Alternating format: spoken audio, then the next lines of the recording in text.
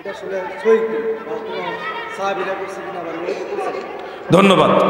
আমার এই যুবক ভাইয়ের প্রশ্ন হলো, ফরজ নামাজের পরে আমরা যে হাত তুলে দোয়া করি বা সম্মিলিত দোয়া করি, এটা কি রাসূল করিম সাল্লাল্লাহু আলাইহি সাল্লাম বা সাহাবায়ে কেরাম করছে কিনা? সেটার উত্তর, এক কথায় উত্তর হলো, প্রিয় নবীজি সাল্লাল্লাহু আলাইহি ওয়াসাল্লাম এবং সাহাবায়ে কেরাম ফরজ নামাজের পরে হাত তুলে দোয়া করেছে, সম্মিলিত দোয়া করেছে। এটা হলো এক কথায় উত্তর। আর ব্যাখ্যামূলক উত্তর হলো, আমার জানা মতে 9টা হাদিস শরীফ আছে যেখানে উল্লেখ প্রিয় নবীজি নিজেই ফরজ সালাতের পরে হাত তুলে দোয়া করেছে। এর মধ্যে একটা বা দুইটা হাদিস না বললে আপনাদের একটা অতৃপ্ততা থেকে যাবে। প্রথম হাদিস শরীফটা সনদ সহিহ, যেটা উল্লেখ আছে তাফসিরে তাবারি এবং তাফসির ইবনে আবি হাতেম। এগুলি বেশি দিন আগের কিতাব না, 1100 বছরের আগের কিতাব। তো সেখানে বিশুদ্ধ সনদে দুইটা হাদিস, তাফসিরে তাবারি আর একটা হলো তাফসির ইবনে আবি হাতেম। এই দুইটা কিতাব থেকে দুইটা হাদিস সহজে এক জায়গায় জমা করেছেন হাফেজ ইবনু কাসির রহমাতুল্লাহ আলাইহি। তাফসির ইবনে কাসিরের সূরা নিসা এর 97 থেকে 100 এই 4টা আয়াতের তাফসীর করতে গিয়ে দুইটা হাদিস একসাথে উনি জমা করেছেন। মনে রাখবেন, বাংলা অ্যাপসের মধ্যে এই হাদিসগুলি নাই, কিন্তু মূল আরবি কিতাবে আছে। আমাদের যুবক ভাইরা তো অ্যাপস নির্ভর, যার কারণে অনেক কিছু খুঁজে না পাইলেই কয় হুজুর আপনি বলছেন নাই। তো অনেক সময় হাদিস নাম্বার আমরা বলি না, কারণ এই অ্যাপসের নাম্বারের সাথে ওই অ্যাপসে মিলে না, বহুত ঝামেলা। এজন্য কিতাবের নাম বলি কেন, ওই কিতাবের ভিতরে হাদিস আছে, কেউ চাইলে আমরা বের করে দিব। সেখানে হাদিসটা এইভাবে রয়েছে, আন আবি হুরায়রা রাদিয়াল্লাহু তাআলা আনহু ক্বালা কানা রাসূলুল্লাহি সাল্লাল্লাহু আলাইহি ওয়াসাল্লাম রাফা'a ইয়াদাইহি বা'দা মা সাল্লামা ওয়া হুয়া মুস্তাকবিলাল কিবলাতি ইলা আখিরিল হাদিস রিজালুহু কুল্লুহুম মুওয়াসাকুন। হযরত আবু হুরায়রা বলেন, আমার দয়াল নবীজি জোহরের নামাজের ইমামতি করলেন। দুইটা হাদিস তো পাশাপাশি, এক হাদিসে জোহরের নামাজের কথাটা স্পষ্ট উল্লেখ আছে, একই ঘটনা। সেখানে নবীজি জোহরের নামাজ আদায় করার পরে মুস্তাকবিলাল কিবলা মানে কিবলামুখী হইয়া রহমতের নবী দুই হাত মুবারক তুলে দোয়া করেছে। এই হলো একটা হাদিস। আর দ্বিতীয় আরেকটা হাদিস আপনাদের শোনাই, মুজামুল কবির লিত-তাবারানির মধ্যে ইমাম আবুল কাসিম সুলাইমান আত-তাবারানি রাহমাতুল্লাহ আলাইহি সহিহ সনদে হাদিস কানা উল্লেখ করেন। ইমাম জালালউদ্দিন সুয়ুতি, ইমাম নুরউদ্দিন হাইসামি ওনারা এই হাদিসটাকে সহিহ বলেছেন। এছাড়া অন্য কোনো মুহাদ্দিসই হাদিস নিয়ে সমালোচনা করে নাই, মন্তব্য বাজে মন্তব্য করেননি। হাদিসটা হলো বিখ্যাত সাহাবী হযরত আব্দুল্লাহ ইবনে জুবায়ের রাদিয়াল্লাহু আনহু, তিনি বলেন, আমি দেখলাম এক ব্যক্তি নামাজের ভিতরে হাত তুলে দোয়া করতেছেন, রাফিআন ইয়াদাইহি ফি সালাতে, নামাজের ভিতরে দুই হাত তুলে দোয়া করতেছে। ফালাম্মা ফারাগা মিনহা, যখন ওই ব্যক্তি নামাজ থেকে ফারেক হলেন, তখন আব্দুল্লাহ ইবনে জুবায়ের তিনাকে ডেকে ডেকে বললেন, ইন্না রাসূলুল্লাহি সাল্লাল্লাহু আলাইহি ওয়াসাল্লাম লাম ইয়াকুন ইয়ারফা ইয়াদাইহি হাত্তা ইয়াফরুগা মিন সালাতিহি, আমার দয়াল নবীজি নামাজের ভিতরে হাত তুলে দোয়া করতেন না গো, বরং নামাজ থেকে বের হওয়ার পরে হাত তুলে দোয়া করতেন। এরকম আরো 7টা হাদিস আছে, টোটাল 9টা হাদিস আমার জানা আছে, হয়তো আরো বেশি আছে। এই সবগুলি হাদিস সম্পর্কে আহলুল হাদিস নামে এই জমানায় যারা আছে তাদের বড় একজন ইমাম, তার নাম শেখ আব্দুর রহমান মুবারকপুরী। উনি এখন বেঁচে নাই, অনেক আগে, মানে সম্ভবত 100 বছরের মতো আগের, একটু কম বেশি হতে পারে সময়টা। উনার লেখা একটা কিতাব আছে তুহফাতুল আহওয়াজি, সেই কিতাবে ফরজ নামাজের পরে হাত তুলে দোয়া করা সম্পর্কে কয়েকটা হাদিস তিনি উল্লেখ করেছেন। 6টা হাদিস তিনি উল্লেখ করেছেন, করে বলতেছে, যদি কেউ ফরজ নামাজের পরে দুই হাত তুলে দোয়া করে লা বাসা বিহি ইনশাআল্লাহ, আল্লাহ চাহে তো কোনো অসুবিধা নাই। সুবহানাল্লাহ বলেন। উনি জায়েজ বলেছেন এবং কোনো অসুবিধা নাই বলেছেন। কে উনি? আহলে হাদিসের বড় ইমাম, দেওবন্দের বড় মুহাদ্দিস আশরাফ আলী থানভী সাহেব। তিনি কয়েকটা কিতাবে ফরজ নামাজের পরে হাত তুলে দোয়া করার কথা বলেছেন। রশিদ আহমদ গাঙ্গুহি, তিনি কাউকাবুদ্দুরার সেই কিতাবের মধ্যেও ফরজ নামাজের পরে দোয়া করার পক্ষে রায় দিয়েছেন। এক কথা, ফরজ নামাজের পরে হাত তুলে দোয়া করার বিরুদ্ধে আমার জানা মতে কোনো ইমাম বলেন নাই। এবার আসুন, সম্মিলিত দোয়াটা আসলো কোত্থেকে? আমাদের আহলুস সুন্নাহ ওয়াল জামাতের মুহাদ্দিস যারা আছেন, ফলোয়ার্স যারা আছেন, অনুসারী, তারা বলে হাত তুলে নামাজের পরে দোয়া করা একটা সুন্নত আর সম্মিলিত দোয়া করা আরেকটা সুন্নত। আমরা দুইটা সুন্নতের উপর আমল করি। সম্মিলিত দোয়া করা আরেকটা সুন্নত। এটা কোথা থেকে পাইলাম? আমার জানা মতে 6টি হাদিস শরীফ আছে যেগুলি ইমাম বুখারী সহ প্রাচীন প্রাচীন মুহাদ্দিসরা বর্ণনা করেছেন। আমি 1-2টা হাদিস আপনাদের শোনাই। ইমাম বুখারীর উস্তাদ ইমাম আহমদ বিন হাম্বল রাহমাতুল্লাহ আলাইহি তার মুসনাদের মধ্যে এই হাদিসটা সনদ সহকারে উল্লেখ করেছেন। দ্বিতীয়ত ইমাম হাকিম নিসাবুরি রাহমাতুল্লাহ আলাইহি আল মুস্তাদরাক আলা সাহিহাইনের মধ্যে হাসান সনদে হাদিসটা উল্লেখ করেছেন। এছাড়া আরো বহু কিতাবে আছে, আমি 2টা নাম বললাম। হযরতে হাবিব ইবনু মাসলামা রাদিয়াল্লাহু আনহু থেকে বর্ণিত, তিনি বলেন সামি'তু রাসূলুল্লাহি সাল্লাল্লাহু আলাইহি ওয়াসাল্লাম ইয়াকুল লা ইয়াজতামিউ মালাউ ফায়াদউ বা'দুহুম ওয়া ইউআম্মিনু বা'দ ইল্লা আজাবাহুমুল্লাহ, রাওয়াহুল হাকিম। সুবহানাল্লাহ। হযরতে হাবিব ইবনু মাসলামা বলেন আল্লাহর রাসূলকে বলতে শুনেছি গো, আমার নবীজি বলেছেন যখন কোন মজলিসে কেউ দোয়া করতেছে ওই আমিনু বাদ আর বাকিরা আমিন আমিন বলতেছে, মানে সম্মিলিত দোয়া যারা করে, আল্লাহর হাবিব বলেন ওই দোয়াটা নিশ্চিত নিশ্চিত আমার আল্লাহর দরবারে কবুল হয়ে যায়। এরপরে আরেকটা হাদিস শরীফ আপনাদের শোনাই, এটাও তাবারানির মুজামুল কবিরের মধ্যে বিশুদ্ধ সনদে উল্লেখ। আন সালমান আল ফারসি রাদিয়াল্লাহু আনহু قال قال رسول الله صلى الله عليه وسلم ما رفع قوم كفهم الى الله تعالى الا كان حقا على الله ان يدعى في ايديهم الذي سالوا رجاله ثقات। হযরতে সালমান ফারসি রাদিয়াল্লাহু আনহু থেকে বর্ণিত, আমার দয়াল নবীজি রহমতের নবী বলেন উম্মতেরা শোনো,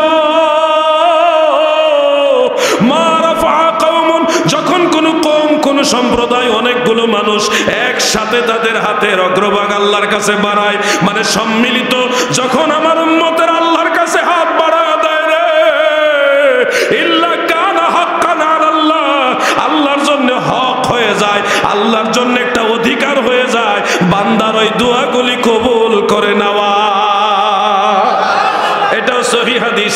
এছাড়া আরো টোটাল 4টা হাদিস, সর্বমোট 6টি হাদিস আমার জানা আছে সম্মিলিত দোয়ার পক্ষে। আরো বেশি হাদিস থাকতে পারে, আমি 6টা জানি। দাদু গো, আপনাদের আত্মতৃপ্তির জন্য 2টা হাদিস বললাম। 2টা হাদিস থেকে এটুকু প্রমাণ হলো যে ফরজ সালাতের পরে হাত তুলে দোয়া করাও নবীর সুন্নত, সম্মিলিত দোয়া করাও সুন্নত। 2টা সুন্নতের উপর আমরা আমল করি। এখানে এসে আপনি আমাকে হয়তো বলবেন হুজুর ফরজ নামাজের পরে যে হাত তুলে দোয়া করা সুন্নত, এটা কি সাহাবীরা বুঝছে না? তাহলে সাহাবারা কেন ফরজ নামাজের পরে হাত তুলে দোয়া করছে না? আপনি এটাই বলবেন। আপনার এই উত্তরটা দিয়ে দিই, সহজ হয়ে যাবে। সাহাবীরা নবীজি যখন হাত তুলতেন তখন তারা নবীজির সাথে দোয়ায় শরীক হইতেন, এটা বুখারী শরীফের মধ্যে আছে। সহিহ বুখারীর জুমার নামাজের অধ্যায়ের মধ্যে উল্লেখ, জা রাজুলুন আরাবিয়্যুন ইলা মিন আহলি বাদওয়ি ইলা রাসূলিল্লাহি সাল্লাল্লাহু আলাইহি ওয়াসাল্লাম ফাকালা ইয়া রাসূলাল্লাহি হালাকান নাস ওয়া হালাকাল ইয়াল ওয়া হালাকাতিল মাশিয়া فرفع رسول الله صلى الله عليه وسلم يديه يدعو ورفع الناس أيديهم معه يدعون رواه البخاري। জুমার দিন একজন ব্যক্তি নবীজির কাছে এসে বললেন, ইয়া রাসূলুল্লাহ, পানি নাই, পানির অভাবে মানুষ, তাদের পরিবারবর্গ এবং পশু পাখিরা পর্যন্ত ধ্বংসের মুখে। তখন নবীজি 2 হাত তুললেন, দোয়া করা শুরু করলেন। ওয়ারাফা'আন নাসু আইদিয়াহুম মা'হু ইয়াদউনা, আমার নবী যখন হাত তুলে দিয়েছে গো, তখন সমস্ত সাহাবারা আল্লাহর হাবিবের সাথে হাত তুলে দোয়ায় শরীক হয়ে গেছে। এখান থেকে প্রমাণ হয়ে যায় নবীজি যখন দোয়ার জন্য হাত বাড়াইতেন সাহাবারাও হাত তুলতেন। আপনাদের বিবেকে কি বলে যে রাহমাতুল লিল আলামিন হাবিবুল্লাহ সাইয়্যিদুল মুরসালিন, আমাদের দয়াল নবীজি আল্লাহর কাছে দোয়া করতেছে হাত তুলে, আপনারা কি বসে বসে সুবহানাল্লাহ সুবহানাল্লাহ জপতেন? কি করতেন? হাত তুলে দোয়া করতেন। ঠিক সাহাবায়ে কেরাম সেটাই করেছেন। এরপর আপনি বলবেন হুজুর বুঝলাম এটা তো ওই সময় সাহাবারা নবীজির সাথে হাত তুলে দোয়া করছে, সব সময় কি নবীজির সাথে হাত তুলে দোয়া করছেনি? ভাই এখানে আমি আপনাকে একটু সহজ করে বলি, সব সময় সাহাবাই কেরাম নবীজির সাথে যদি হাত তুলে দোয়া করা প্রমাণিত হয়ে যায়, তাহলে এটা সুন্নতে মুআক্কাদা হয়ে যাবে। কি হয়ে যাবে? সুন্নতে মুআক্কাদা কি বুঝেন? যেটা না করলে কবিরা গুনাহ হবে। যদি সব সময় সাহাবাই কেরাম নবীজির সাথে সম্মিলিত দোয়া করেন বা করেছেন, এটা প্রমাণিত হয়, তাহলে তো আপনার আমার জন্য এটা ওয়াজিবের কাছাকাছি হয়ে যাচ্ছে। প্রিয় নবীজির সাথে সাহাবাই কেরাম সম্মিলিত দোয়া করেছেন, এটা প্রমাণিত। যেমন আরেকটা হাদিস বলি, তাহলে আপনার পুরো খটকাটাই ভেঙে যাবে। সেটা হলো ইমাম আবু জাফর ইবনু জারির আত-তাবারি তার তারিখের মধ্যে হাদিসটা উল্লেখ করেছেন। ইবনু কাসির তার আল বেদায়া ওয়ান নেহায়ের মধ্যে আনছেন। হযরতে ইবনু হাদরামি রাদিয়াল্লাহু আনহু, আলা ইবনু হাদরামি রাদিয়াল্লাহু আনহু, তিনি সাহাবী এবং তাবিঈদের এক বহন নিয়ে কোথাও যাচ্ছেন। পথিমধ্যে সন্ধ্যা হয়ে গেল, এশার নামাজের পরে তিনারা ওইখানে তাঁবু গাড়লেন, বিশ্রাম নিচ্ছেন। রাতের বেলায় ঝড়, এমন ঝড় আসছে, তাঁবু এবং উট, ঘোড়া, গাধা, যত ধরনের খাদ্য সামগ্রী, প্রয়োজনীয় দ্রব্য সামগ্রী সব কিছু ঝড়ে নিয়ে গেছে। উট ঘোড়াগুলিও যার যেমনি হারায় গেছে। এখন তো সাহাবাই কারাম তিনারা কোনো মতে সেখানে ছিলেন, এবং ঝড় কমার পরে ওনারা দেখলেন যে কিছুই নাই। কিছুক্ষণ তালাশ করলেন, কোনো কিছু আর খুঁজে পেলেন না। সারা রাত্র চলে গেল, এমত অবস্থায় ফজরের ওয়াক্ত হয়ে গেল। তখন সাহাবাই কারাম হযরতে আলা ইবনু হাদরামি রাদিয়াল্লাহু আনহুর ইমামতিতে ফজরের নামাজ আদায় করলেন। কোন নামাজ বলেন? ফজরের নামাজ। যখন নামাজ শেষ হলো, আলা ইবনু হাদরামি রাদিয়াল্লাহু আনহু দুই হাত এভাবে তুললেন দোয়া করার জন্য। হাদিসে উল্লেখ, হাত তুলে দোয়া করলেন। এবং ওনার সাথে যত সাহাবী ছিল সবাই তখন রাফা আইদিয়াহুম মাআহু, ওনার সাথে হাত তুলে দোয়া করেছেন। সুবহানাল্লাহ। আমরা তো 2 মিনিট আর 3 মিনিট দোয়া করি, সাহাবারা যখন দোয়া ধরছে সূর্য উদয়ের পরে দোয়া সারছে। তুমি আসছো যে সাহাবারা করছে কিনা, আপনাদের আশা করি আর কোনো প্রশ্ন থাকবে না যে যেখানে সাহাবায়ে কেরাম নিজেরাই ফরজ নামাজের পরে সম্মিলিত দোয়া করেছেন, প্রমাণ হয়ে যায়, সেখানে এরপরেও যদি কে প্রশ্ন করে তার অন্তরের মধ্যে বক্রতা, সে মানার জন্য প্রশ্ন করবে না। আমাদের জন্য একটা হাদিসই যথেষ্ট, আমল করার জন্য একটা হাদিসই যথেষ্ট। যার ভিতরে ভেজাল তাকে 1000 দলিল দিলে মানবে না। ঠিক কিনা বলেন? সবচেয়ে বড় কথা হলো, প্রিয় নবীজি বলছেন যে আইয়ু দুআই আসমাউ ক্বালা যাওফাল লাইলিল আখির ওয়া দুবুরাস সালাওয়াতিল মাকতুবাত, রাওয়াহু তিরমিজি ওয়ান নাসাই। যে ফরজ নামাজের পরে দোয়া করলে ওই দোয়া নিশ্চিত আল্লাহ কবুল করে। আমাদের জন্য এটাই কাফি, যথেষ্ট। নবীজি বলছে ফরজ নামাজের পরে দোয়া করলে কবুল হয়, গ্যারান্টি। গ্যারান্টি যেই টাইমে আছে ওই টাইমে তো দোয়া না করা উচিত না। যুবকরা কিছু কইছে না, যেই টাইমে দোয়া করলে কবুল হওয়ার গ্যারান্টি ওই টাইমে তো দোয়া না করা উচিত। যারা বলতেছে বেদাত, তাদের তো দলিল নাই, তাদের দলিল কিতাবুল আন্দাজ। বেদাত করলে দলিল লাগে না, যেটা দলিল নাই সেটাই বেদাত। বেদাত কি তুমি সলিমুদ্দিন কলিমুদ্দিন কইলি হইব? একটা মুস্তাহিদ লাগবে না? আহলে সুন্নাত ওয়াল জামাতের একজন মুস্তাহিদ, উনি বলতে হবে এটা বেদাত, তাইলে গিয়ে বলা যাবে এটা বেদাত। তুমি বাপ দাদার নাম নাইসান মোল্লার বিয়াই, তুমি যদি কো বেদাত হইতো না তো। এটা কেন আমি বলতেছি, একটা লোক মামলার আসামি হয়েছে, সে ফাঁসির কাস্টে ঝুলে মৃত্যুদণ্ড হবে বা খালাস পাবে। এই রায় কি অটো চালকে দিব না জজ সাহেবে দিব? রায় দিতে হলে জজ সাহেব লাগবো। অটো চালক, ভ্যান চালক, চায়ের দোকানদারকে আমি রায় দিলাম এ খালাস হইব? ফিটাই আছে, আমরা ওটাই লইব বেটা। ধর্মের গুরুত্বপূর্ণ বিষয়ে রায় দিতে হলে মুস্তাহিদ হওয়া লাগে। মুজতাহিদ মানে ওইরকম বিচারপতি, জজ, যারা কোরআন হাদিসের পরিপূর্ণ জ্ঞানী। এই ধরনের ইমামরা যদি বলে কোরআন হাদিস এটা নাই, বিদআত, তখন এটা দলিল, এটা মানতে হবে। আর আগের ইমামরা কেউ এটা বিদআত কয় না। এখন লামাযহাবীরা বাপদাদার নাম নাই সান মোল্লার বিয়াই, হ্যাঁ, গদ চললে যে সামরা কোন মতো সে কোনো স্পর্শম নাই, হ্যাঁ, কি কয় এটার নাম রাখছে বাঘা। সাল নাই কুত্তার, বাঘা নাম। হ্যাঁ, যদি বেদাত কই হইব, একজন মুস্তাহিদ দেখাও, আহলে সুন্নাতের একজন মুস্তাহিদ এটাকে বেদাত বলেছে, দেখাও।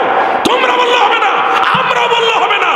ইমামরা যদি বলে এটা বেদাত তাহলে বেদাত, আর ইমামরা বলে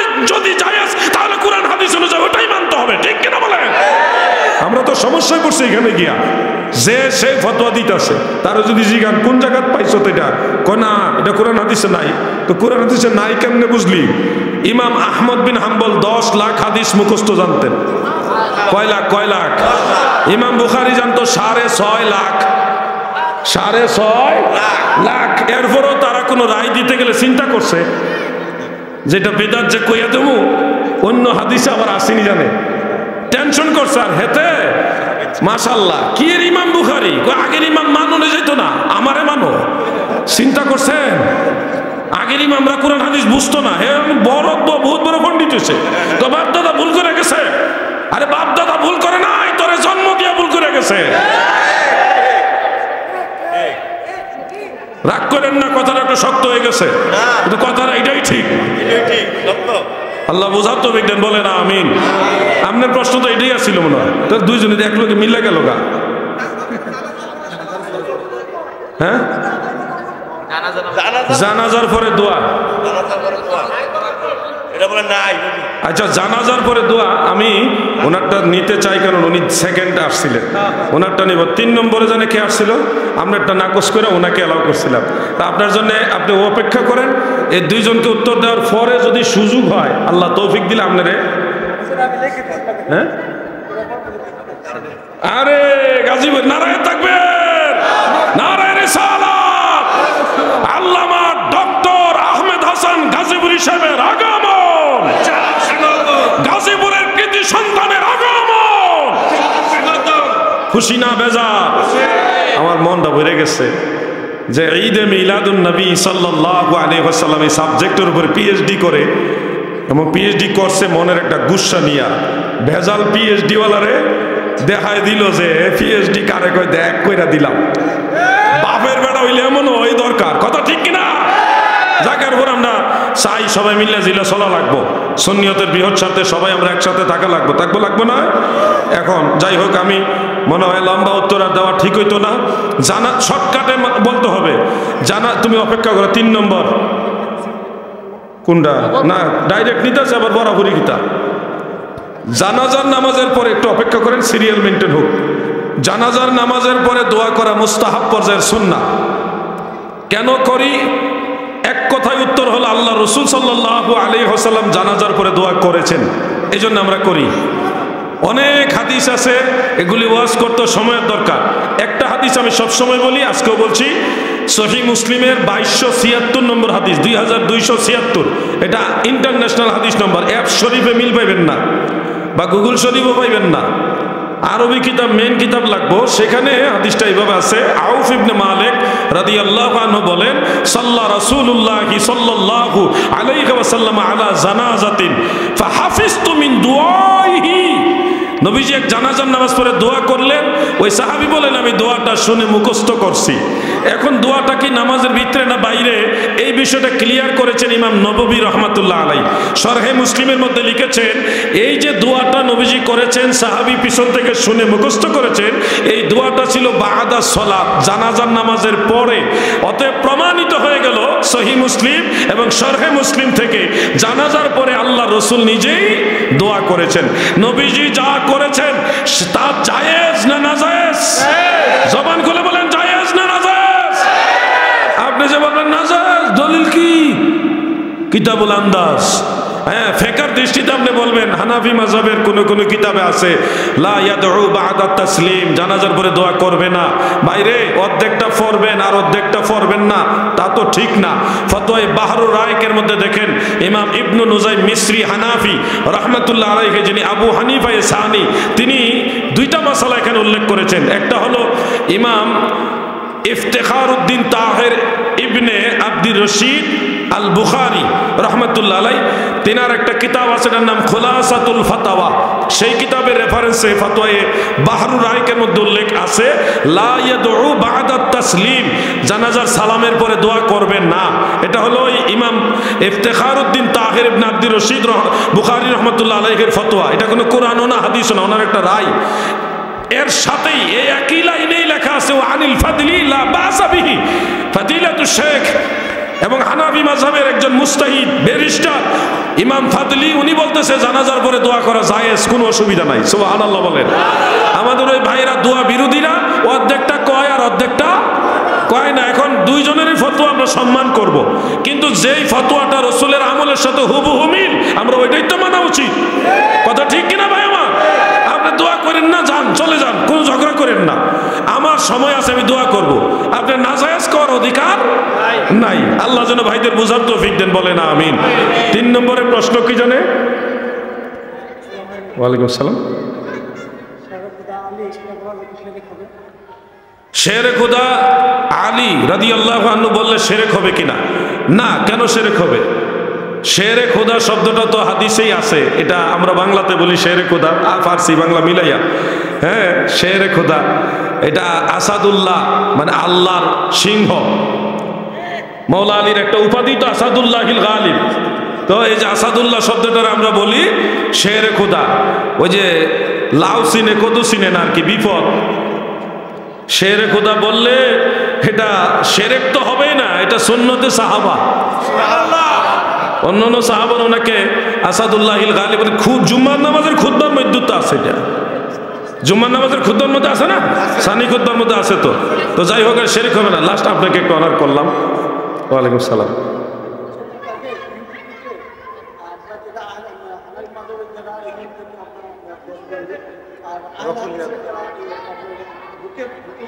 হ্যাঁ,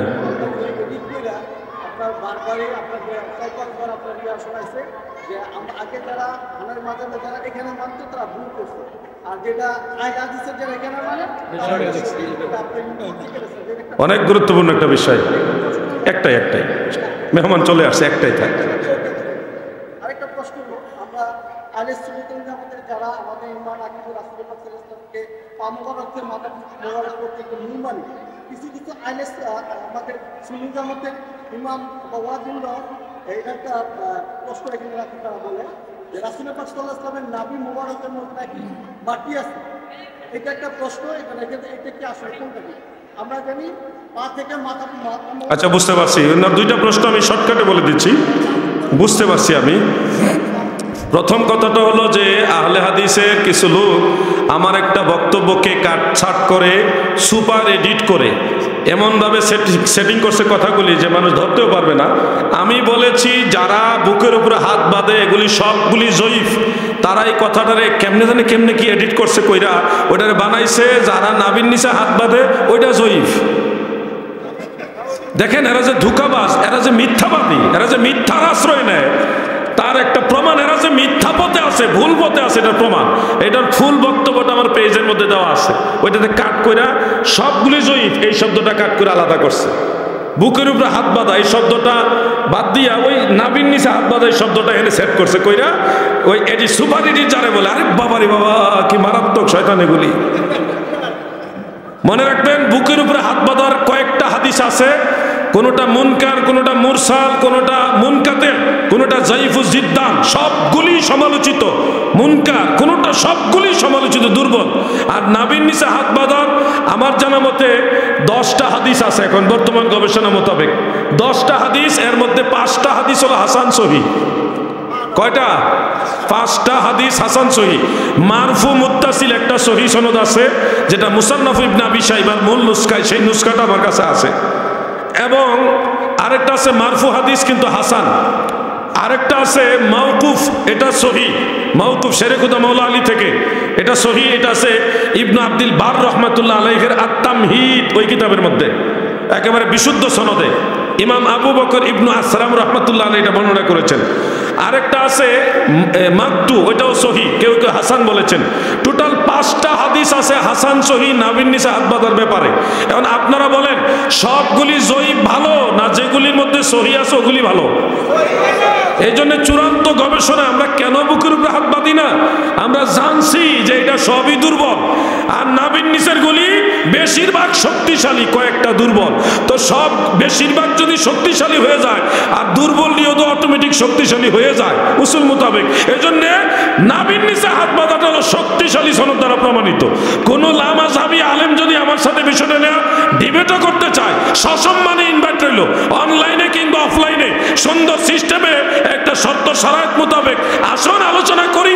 জাতির সামনে ক্লিয়ার হওয়া দরকার কারা সত্যবাদী কারা মিথ্যাবাদী, ঠিক কিনা বলেন? দ্বিতীয় যে প্রশ্নটা, নবীজি সাল্লাল্লাহু আলাইহি ওয়াসাল্লাম আপাদমস্তক নূর নাকি নাভি মুবারকে মাটি আছে, এই ধরনের কথা আমাদের সুন্নি ঘরানার ভিতর অনেকে বলা বলি করতেছে।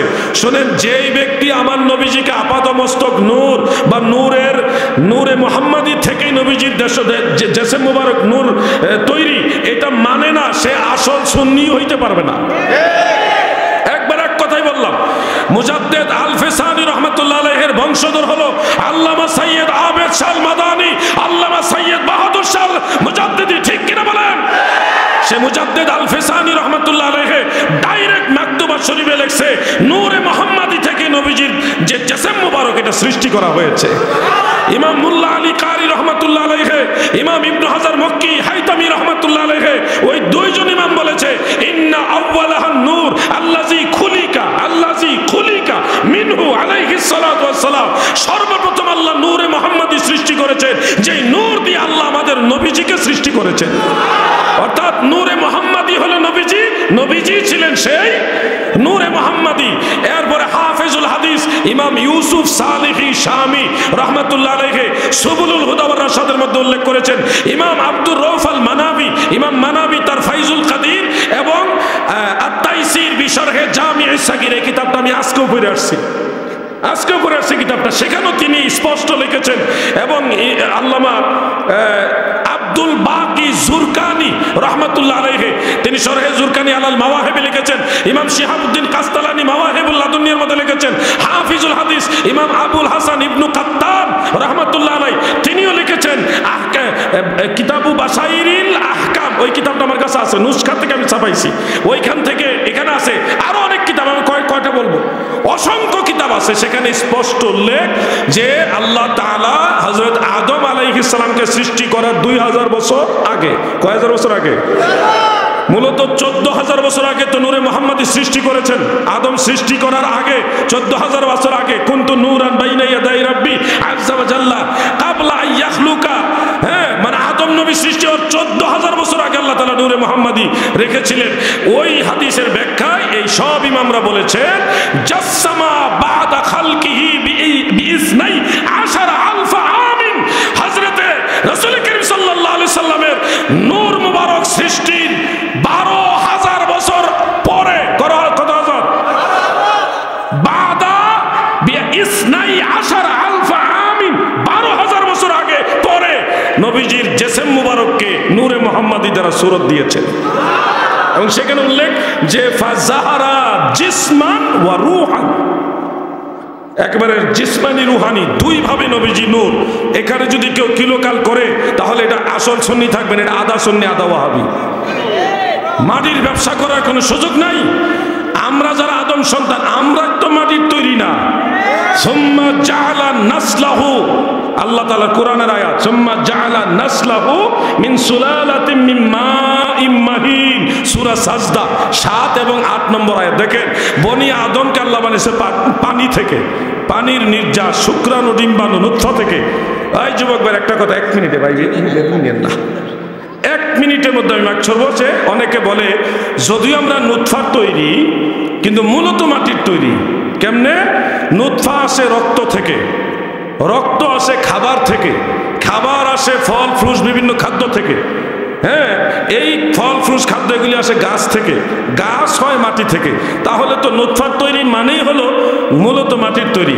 আমার এই ভাইয়েরা দয়া করে মাটি পর্যন্ত গিয়ে ঠেকে যায়, এরপর আর আগায় না। কেন রে ভাই আগাছ না কেন? শুধু মাটি দিয়ে কোনোদিন গাছ হয় না যদি পানি না থাকে। পানি ছাড়া কোনো প্রাণীর অস্তিত্ব চিন্তা করা যাবে না। পৃথিবীতে আপনি যত গাছ গাছালি ফল ফ্রুট শস্যদি যা আছে ওই জমিনে রোপণ করার পরে পানি না দিলে কাজ হবে না। তা আপনি মাটি পর্যন্ত ঠেকে যান কেন? এরপর আজ্ঞান শেষে গেলে তো পানি, শেষে কি পানি। অতএব আল্লাহ যেটা বলছে আলাম নাখলুকুম মিন মাইম মাহিন, আমি কি তোমাদেরকে পানির নির্যাস থেকে সৃষ্টি করিনি?